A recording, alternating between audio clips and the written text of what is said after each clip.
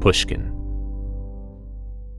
So I have a theory about how you came to record, to finally put out this solo album. Mm-hmm. So I saw that in the not so distant past, you learned how to mix, how to master, how to produce, and you started sort of like messing around in Ableton.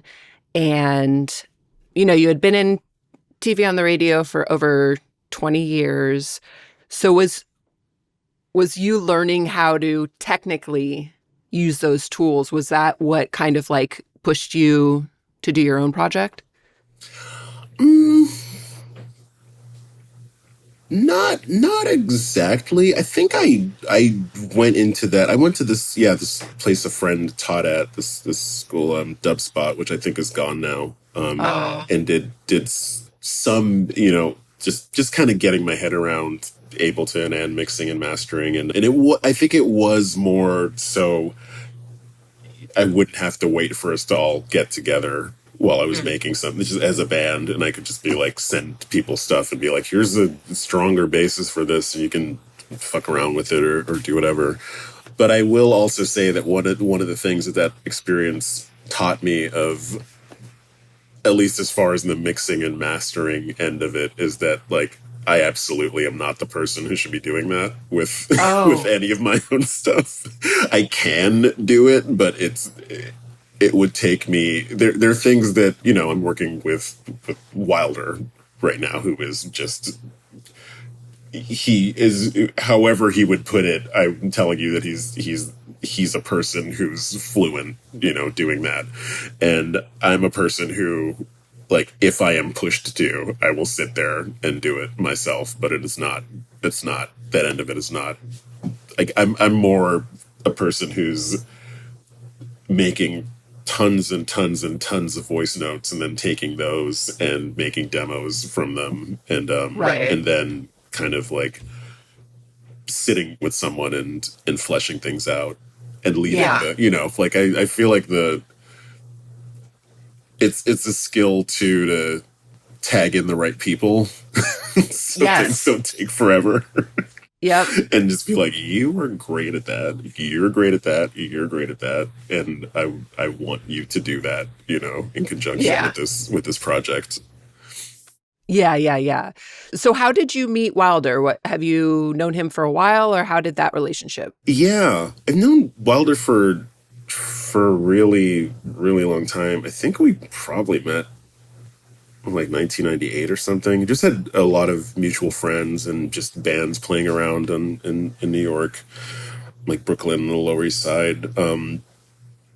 But have just been like, you know, really like been friends forever and had never worked together. And he, you know, he does a lot of work with Run the Jewels and other projects. And I actually got a gig doing a soundtrack for a kids show on PBS called City Island. One of my degenerate animator friends from MTV, as we all grew up, is now just an incredibly generous and peaceful and wonderful person who wants to put good things into the world. and made an awesome kids show and asked me to soundtrack it. And so I called Wilder to kind of like, you know, there was a lot of music, and just said, would you want to like work on this thing with me? And we started doing that just as a gig. And just kind of halfway through it, I'd put these demos that I've been working on for my own thing, or these songs that I thought could turn into something else, aside. And I started thinking about them again. And I just let him know. I was just like, if you want to try something on some of these, please be my guest. And, you know, just like another thing to do. And he worked on 2 songs and sent them to me, just like even in the most like skeletal form. And I basically was like, if we can do this entire record ourselves together right here, because it was funny because we developed this working relationship, this kind of 9 to 5. We gotta get these notes in, like we gotta do all this stuff for PBS Kids. Yeah. So then it was a pretty natural jump to just working on these songs together, kind of with the same attitude. The funny thing about working for Yeah. a show or soundtracking, someone will call you about something you spend 2 days working on, just be like, this is great, except all of it's wrong. And you have to you have to change everything.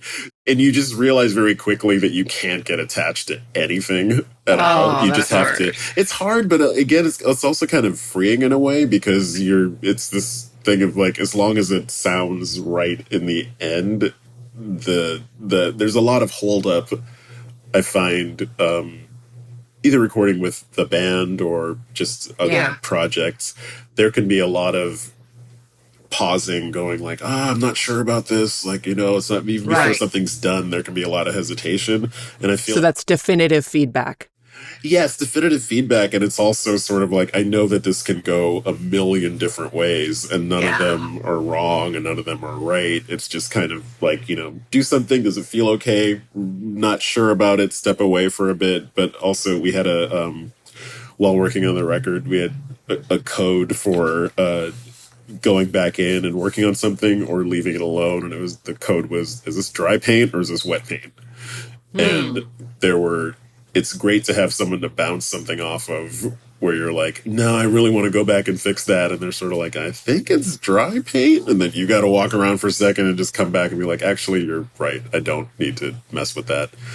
And it's fine that I feel a little uncomfortable about it, because we'll see. It's the whole part of putting something out too, is like, it's a circuit for someone else to complete in a lot of ways. Yeah, right. Like, this all these spots on the record that I'm not sure about. First off, no one's ever going to know. And second off, no one. Yeah, no. And also, like, when you're talking about engineering, like, I wonder if I'm sort of fascinated by engineering, because I don't think I have the tools to really distinguish, like, if something, people listen to albums like, oh, this is mixed so well. And I'm like, oh, yeah.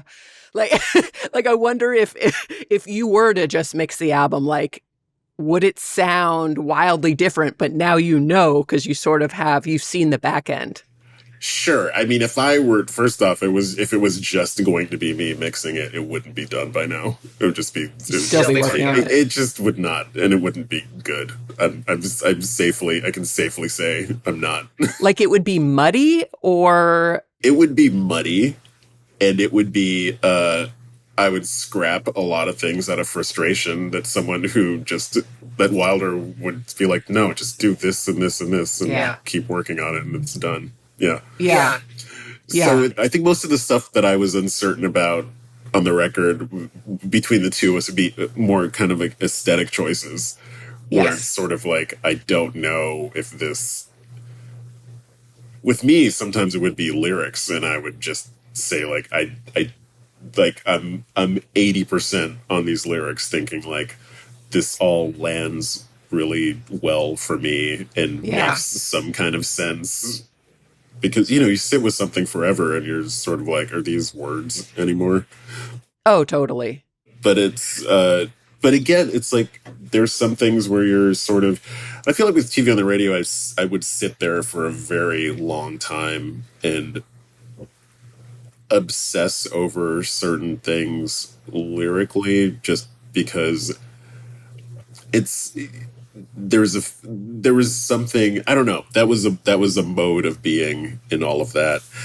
Whereas with this, I feel like I didn't obsess a lot about things, and if I felt myself going in to do that, because ultimately it also doesn't really matter that much at the but it matters to you. Yeah, exactly. It's me hearing it. Yeah, and also I feel like with TV on the radio, it was sort of, after a point, you realize you're writing something that you're going to have to sing literally hundreds of times. Yeah. And so you're kind of like, which is a bad way for me. I would say that's a bad way to think about writing anything, anticipating the torture of like saying this stuff that you thought was stupid before you recorded it. And now you're like, now it's stupid in public. That's great.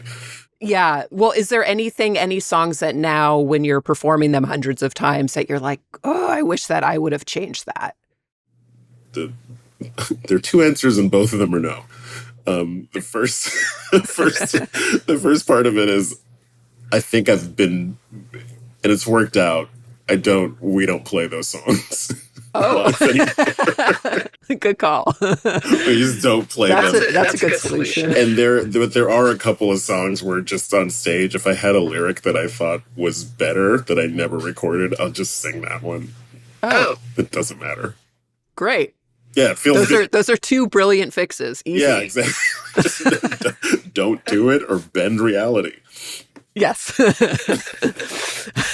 I wanted to ask you about the title, Thee Black Boltz. How did you come upon that? I came upon it just came out of a lot of free writing. I'll just write like just to shake the garbage can of the brain out in the morning, just free write whatever, and look at it a few weeks later and think, are these lyrics? Is this nothing? Am I crazy? Whatever. And that was in there. And essentially it's the idea of a point of illumination in some heavy darkness. And the idea of lightning, I actually realized like a lot of the songs ended up having this mention of lightning or a theme of lightning. And it started to feel like the Black Bolts are is a spark of inspiration that can come in the middle of a very heavy time or a depression or events that kind of seem to, obscure the good things from your sight.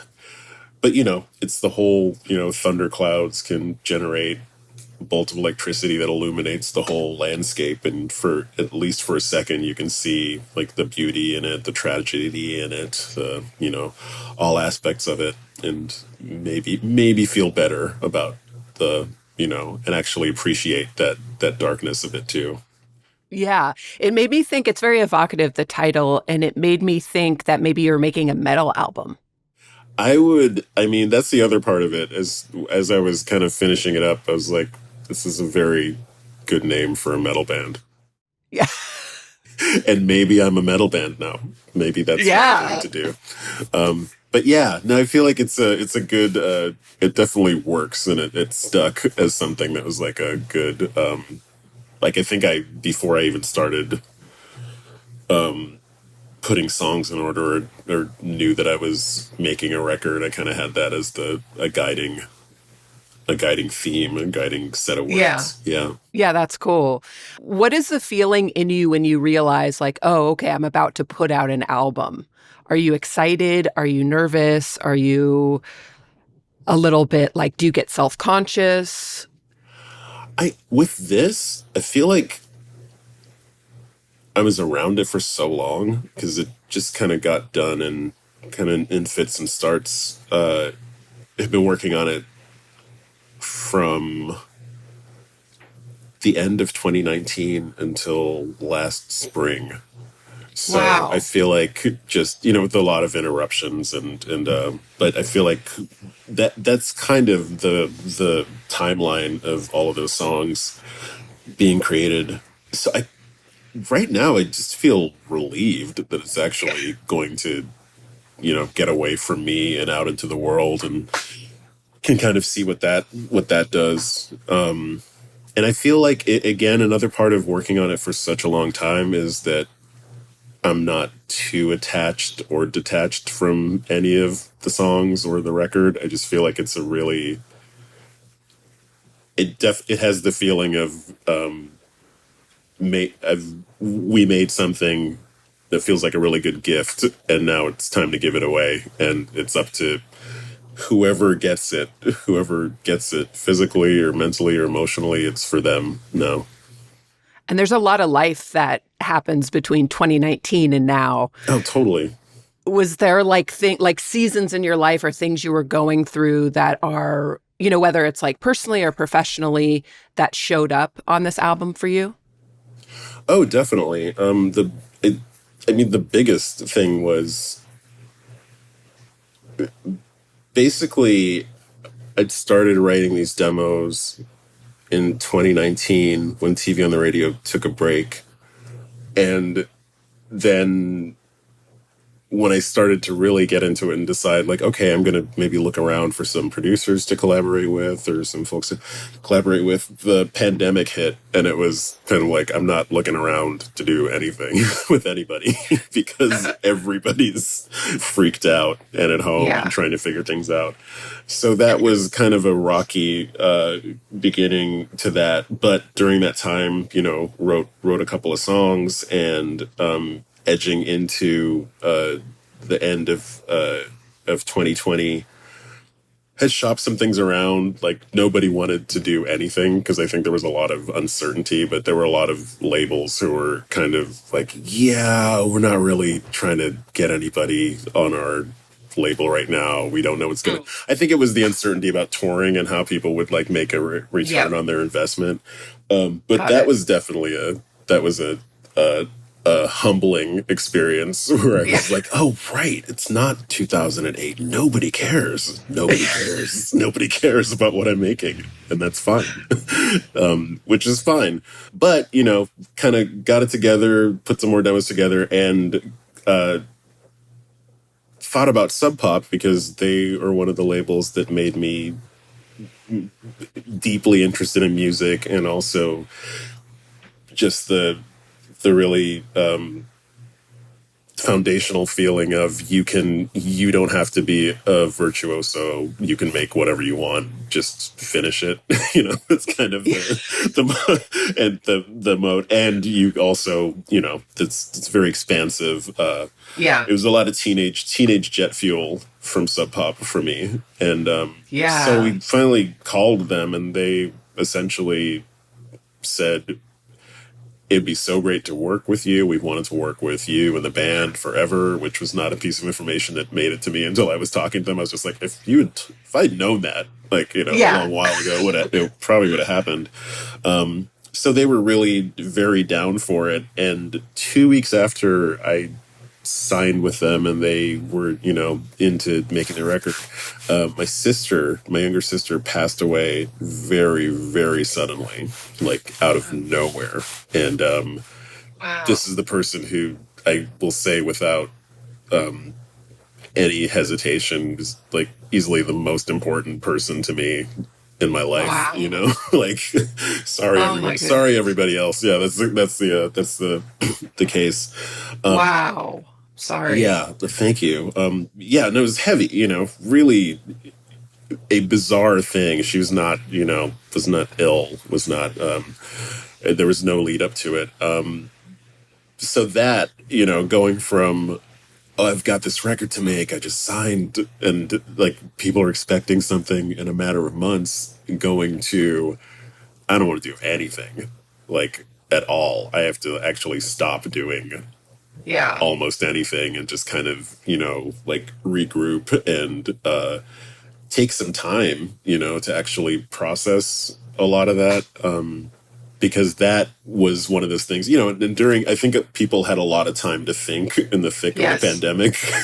Of Yes. like, of just like, what is my life? Sit still and think. Sit Yeah. still and think, and have and they're also, I think, during that time there were a couple of other losses that I hadn't really processed that had happened in the last 10 years, and I realized I hadn't really processed them because I was essentially in this band that was putting out a record and going on tour and putting out a record and going on tour and putting out a record and going on tour.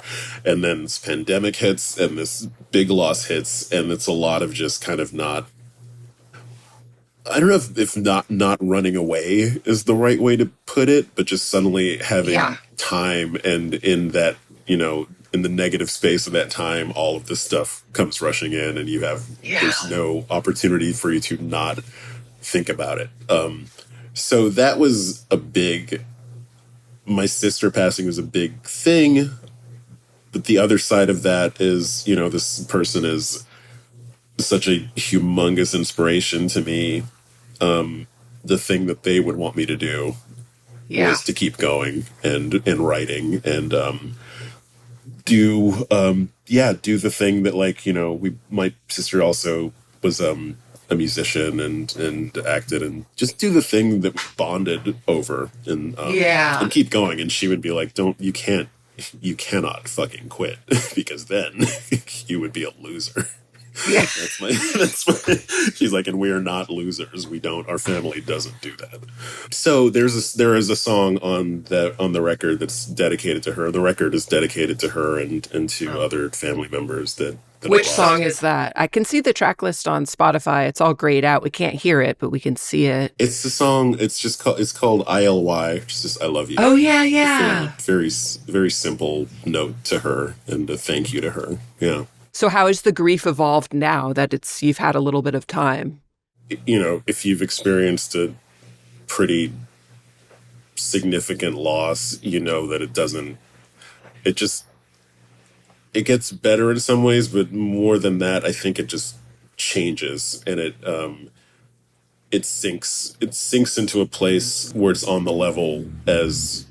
the same level as the positive memories of this person or the positive aspects of your life. But I will say that making something that feels like that's a tribute to these people that you love, or an offering to these people, to the spirits of these people that you love and lost, is a really, at least for me, was very therapeutic. And I don't think art always has to be that at all, but in this case, for me, it definitely was, and it was something to do besides any number of horrible things that you could be doing to yourself.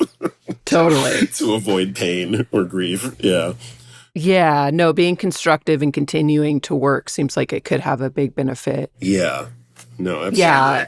And it seems like you have like a really healthy work ethic, and it sounds like your sister did as well. She definitely more than me, but yeah, when I get around to it, I've got a pretty healthy work. Yeah. Where do you think the drive comes from? I don't know. I feel like it's kind of like, what else am I gonna do? There's a lot of it.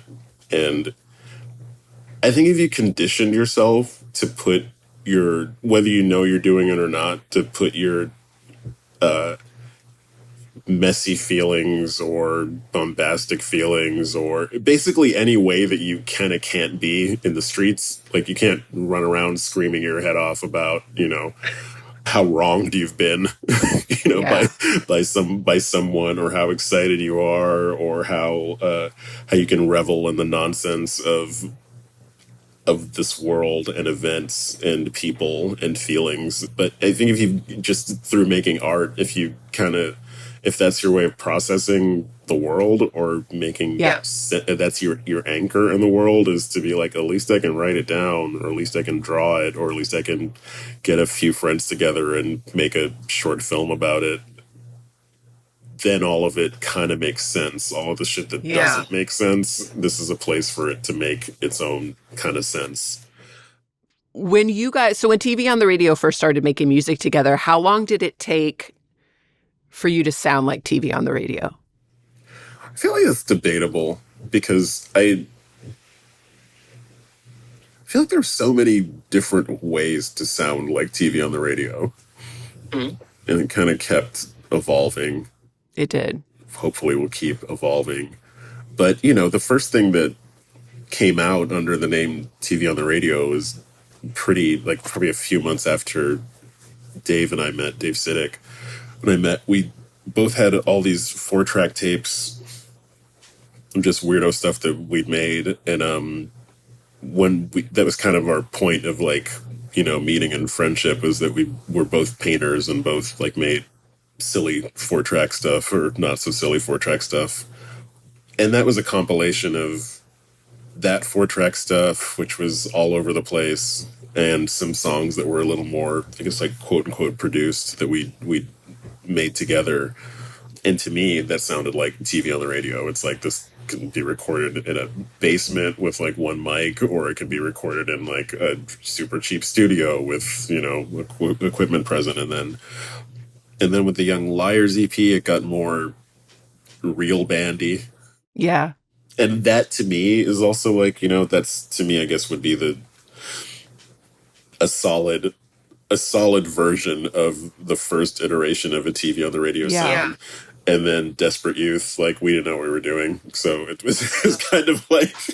Is that why there's like 2 titles for the album? Well, yeah, I mean, yeah, it's that, and just like, I feel like in a lot of ways it was a step backwards because we didn't know what we were doing. Not in a bad way, really, but just like kind of in a way of like, well, what are we doing? Because we went from working occasionally on this thing that turned into an EP that might have been a longer record, except that someone heard it and wanted to put it out. And then they're like, we're giving you a record deal, so let's make the next thing right now. And we were sort of just like, I don't know what that is. Like, I don't know how to, you know, like, at least my observation from it was there was a certain amount of new panic about what needed to happen and ideas about what it should be and all of that. Was that like inner band conversations or from the outside? I think from both. Just what should this be now instead of just making it and saying that's what it is, you know? Because what should this be is a real waste of time. Yeah. You don't know. But then after that, Cookie Mountain became, that's when, you know, we locked in, we locked ourselves in, and we locked in. And then that turned into a new iteration of the sound. But I guess I would probably say like the first EP was pretty locked down, at least on the recordings. Did you like it? The first EP? I really liked it, yeah. Yeah. Which was, no, it was, and it's a real, you know, it marks a certain spot in time, just like emotionally and just feeling wise. I actually haven't listened to anything that we've done in its entirety. Like I'll listen to it when it's done being mixed and mastered. Probably I'll listen to everything the whole way through, but I haven't listened to Young Liars like since it in its entirety since it came out. But so why not just like throw it on one day? Like why not listen to it? Because I feel like the touch. What was that? There's a Christopher Walken movie. Is it The Dead Zone, where he touches people and suddenly like this flood of emotions and like he can see everything that's happened to them and will happen to them? It's kind of like that, where it's like, I'm like, oh, this is good, and then I'll like hear one thing and just be like, oh, what a terrible time that was, where I did this and did that and all that. But it's less and less. But if I hear it when it's on, if it's on somewhere, like I'm very rarely am I cringing about it. Oh, that's good. Yeah, but I like the fact that we got it together and made this thing that didn't. I know that people just like, it's like, well, it doesn't sound like anything else, and I was like, but that's the point. Like, no one should sound like anything else. It's so good. But it was also so good to be able to make, get it together with your friends and make something that sounded like good and fresh and new to you and honest, to you. And you knew it was fresh and new when you were making it? Did you have perspective? Well, the perspective was kind of... It was weird because I think the perspective was... It was very shortly after September 11th that we started making that, what ended up being that EP. And I think the deal was, this is the most important thing to us right now, is that we can create this reality that we can swim in and live in and like energize ourselves with. So it was for as much of a whatever mood that EP puts people in, it was an odd kind of pick me up for all of us to work on it. It was like, this is something we have control over, and it's also something that like we can do anything with. So that was a real that feeling was inspiring working on it. Oh, totally. Yeah, empowering. Yeah, that feels similar to what you were saying about the grief with your new album, is having sort of some, like a creative life raft at the time. Totally. Something to focus on and something to pour yourself into and process emotion through. Absolutely. Yeah, that's awesome. That's a great thing. Great thing to have. I saw when I was just like getting ready for this interview, I saw that Spotify, Spotify makes different playlists and they have a cover image for the playlist. And I saw Oh that no. TV on the radio is the cover image for the Indie Sleaze playlist. Oh And really? yes, right now. What It's is the happening. picture? What's the? It's a new promo picture. Yeah, it's me. Is it a black and white picture? Might be. That's we're the delegates from Indie Sleaze. Yes. So I'm wondering now that you know, I don't know if you saw that Yacht Rock documentary No, I want to. I that saw came out that. recently. It's really great. But it turns out a lot of people who were considered yacht rock, which is a term that was made up by like an online comedy group. Right. A lot of the people who are in that category, that genre, you know, don't like that. Yeah. don't like that classification. So I'm wondering for you now, sitting where you're sitting, like how does indie sleaze sit in 2025? And was it even real? Is it a thing? I don't know. I don't. Yeah, I don't know.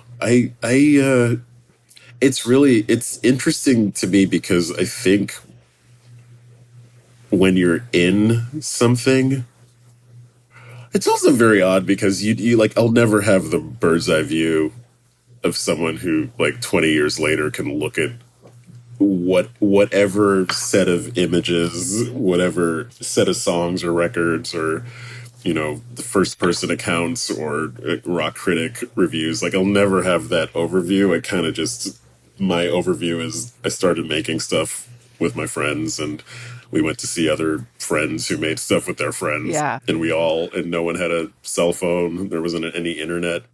We got to kind of we had really cheap rent and got to make things. Yeah. But I personally don't feel like our band was cool enough to be part of the indie sleaze scene. Really? I just don't. I didn't see it. But it's also one of those things where people talk about electroclash, and I feel like the electroclash movement was like 5 weekends at this bar called Lux, and then that was Yeah. it. It was over, but it was this whole thing, just like electroclash, like blew through New York. It was this huge movement. I was like, Yeah. it seemed like it happened in a month, at least in Williamsburg. Yeah, yeah. Yeah, so I don't know. It's funny. It's funny to me to see that that's a thing because it makes me think about Seattle and grunge and Or even like the Summer of Love, that was Right. also a pretty short period. That is like, oh my gosh, we're still talking about it. and we're still talking about it. And I don't. I mean, and I'm sure like if you talk to someone from when that was happening, they can give you a list of you felt like something was going on, but it's also I feel like with us and I guess like speaking for myself, but the feeling that all of that stuff was active and alive and fleeting and not something that like we're making the stuff that we're going to preserve in a glass case and it's going to stand the test of time. Like I feel like it was very much, this is immediate moment to moment. Oh, I heard, I'm sure you are aware of this, but Wolf Like Me was playing at the Super Bowl.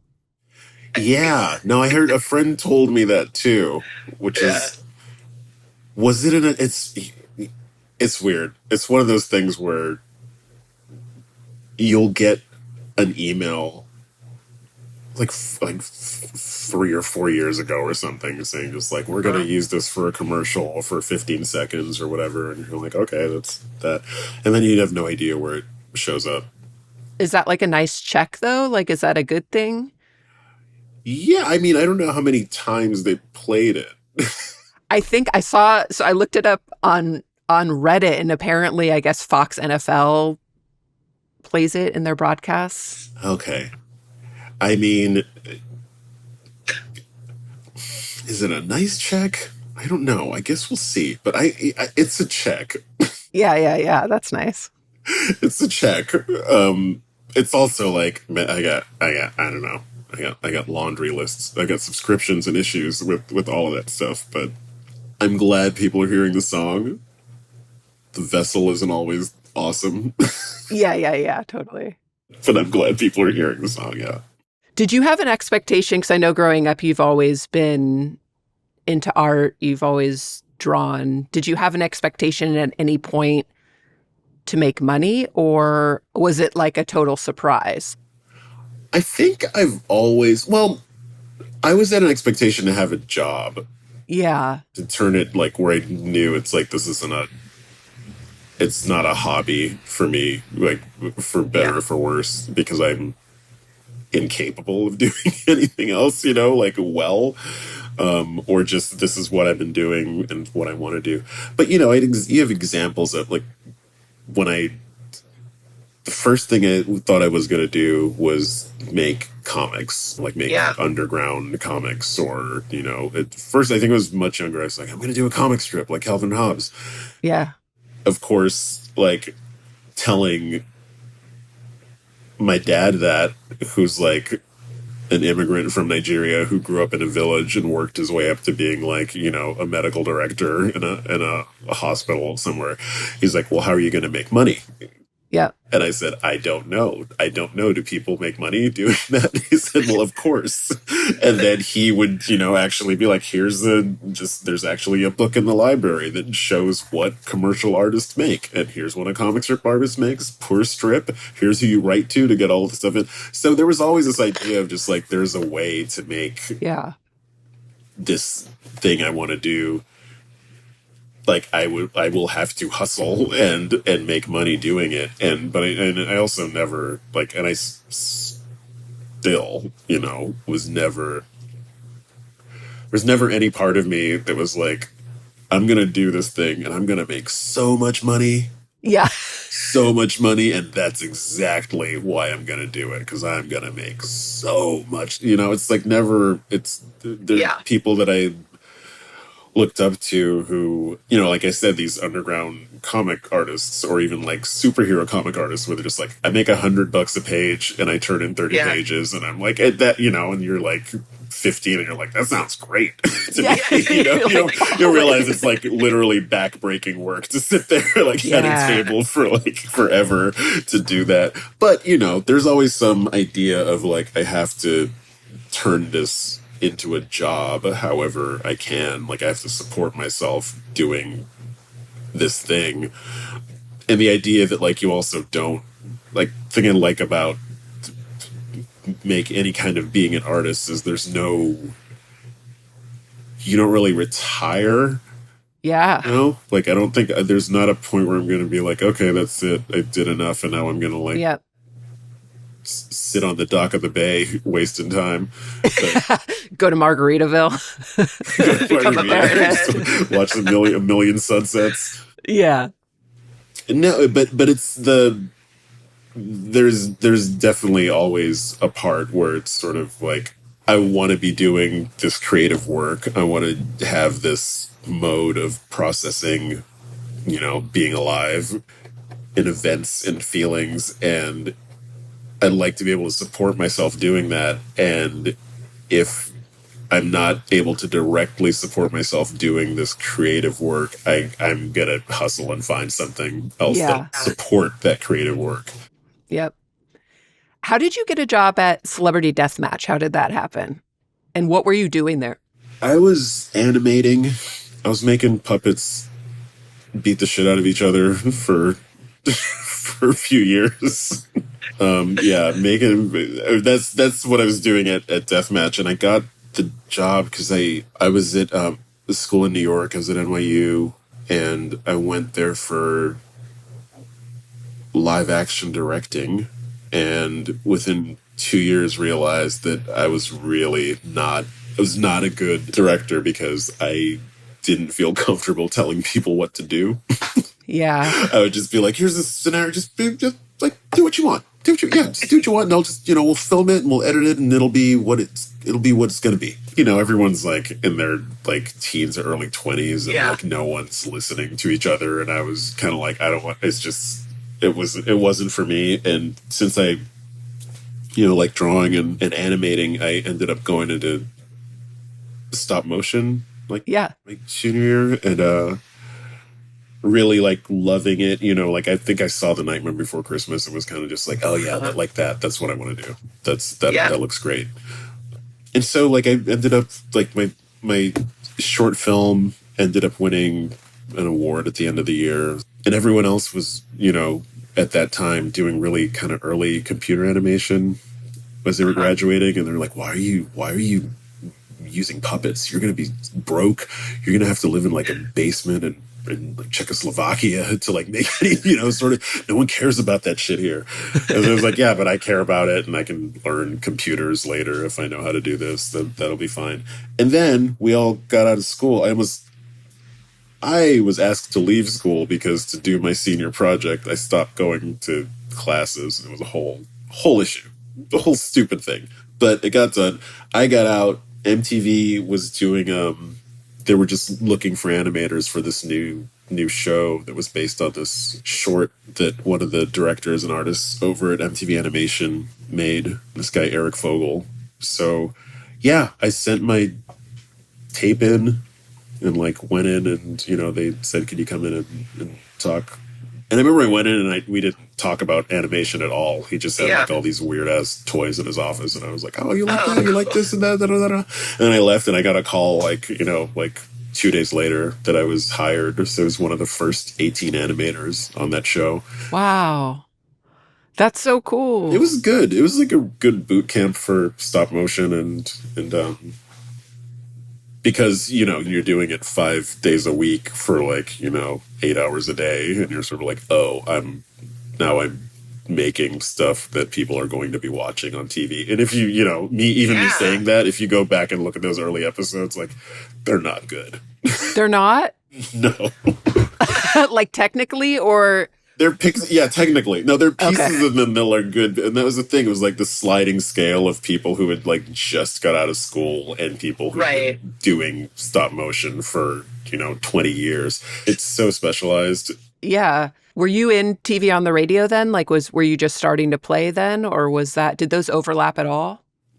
No, I started making 4-track stuff kind of more in earnest around like while I was working at Deathmatch, pretty much as an antidote to how tedious that was.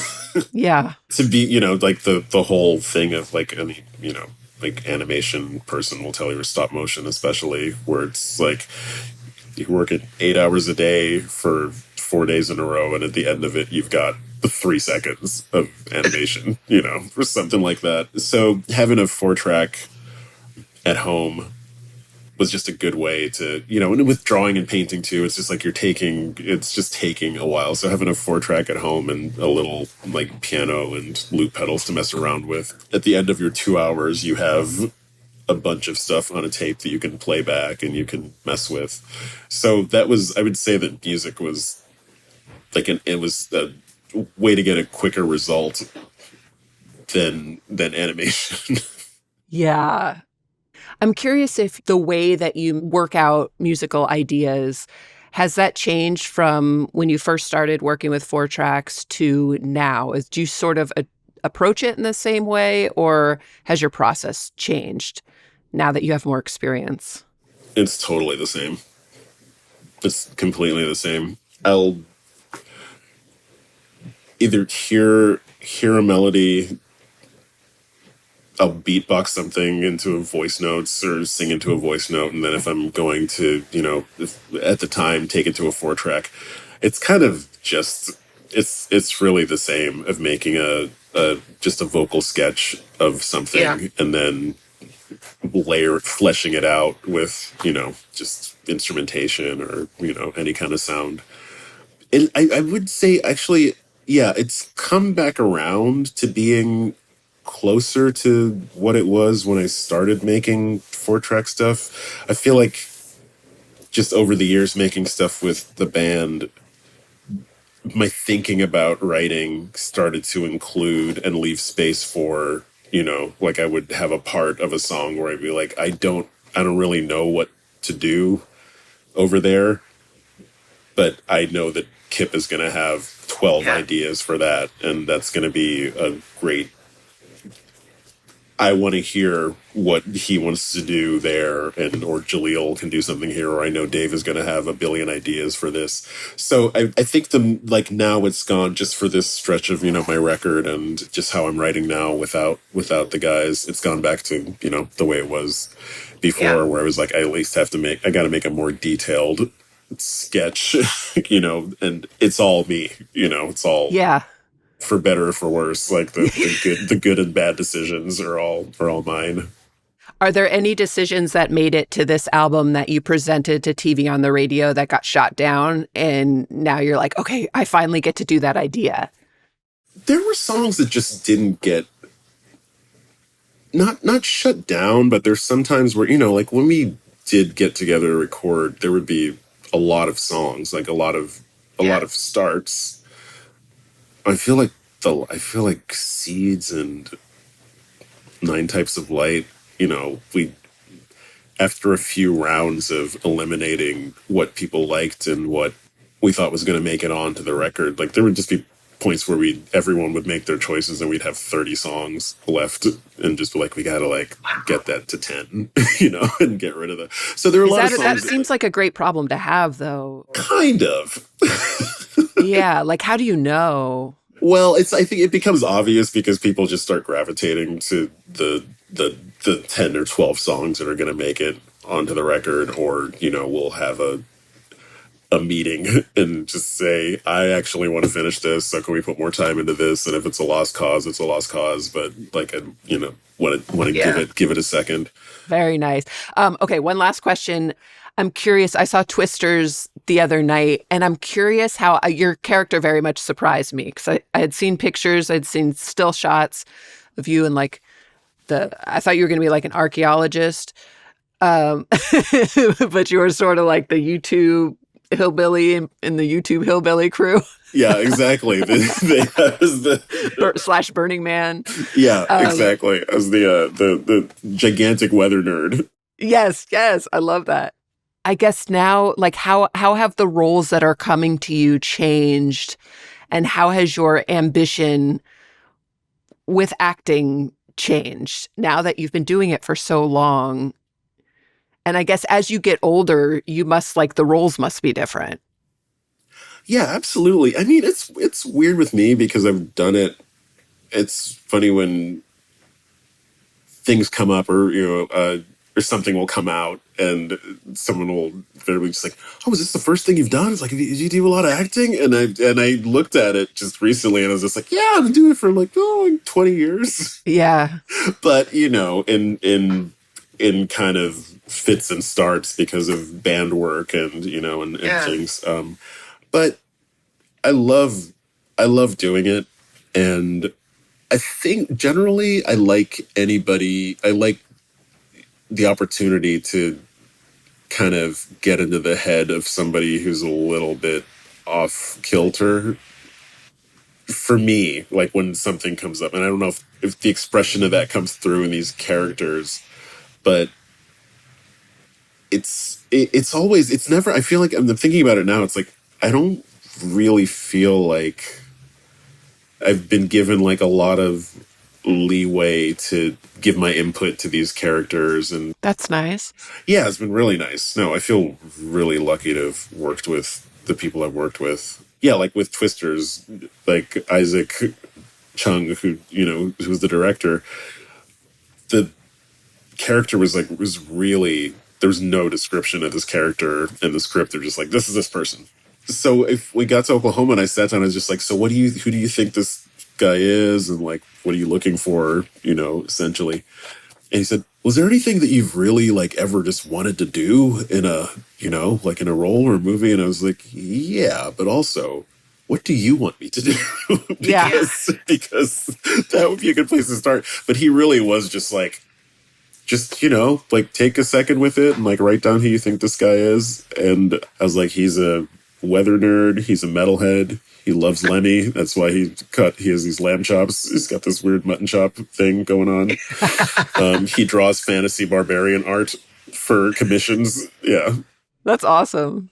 It must be interesting too as an actor to go from playing like a love interest to now you're cast as a father in the Skeleton Oh Crew. yeah. Oh no. It's like the world now sees you different.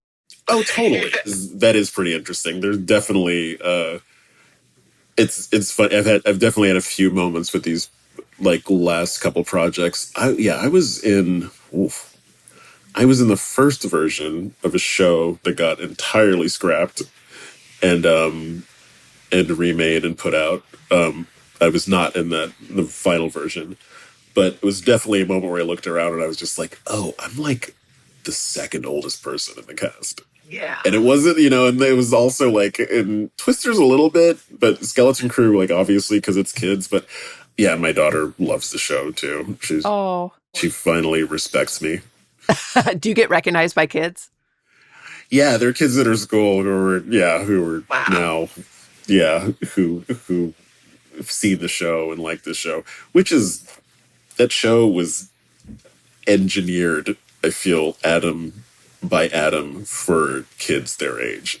Yeah. Like every kid that age I know who's seen it is just like, oh man, I love it. Yeah, which is great. Which is so great. It's so fun to do. Awesome. Thank you so much, Tunde. I'm sorry for, I know I took up a lot of your time, but it's so great. It's awesome talking to you. So great to connect with you. And yeah, have fun with the new album. Absolutely is. Awesome to talk to you finally. You too. Thanks for checking out Broken Record on YouTube. If you want to listen to us on the go, be sure to subscribe to Broken Record wherever you listen to podcasts.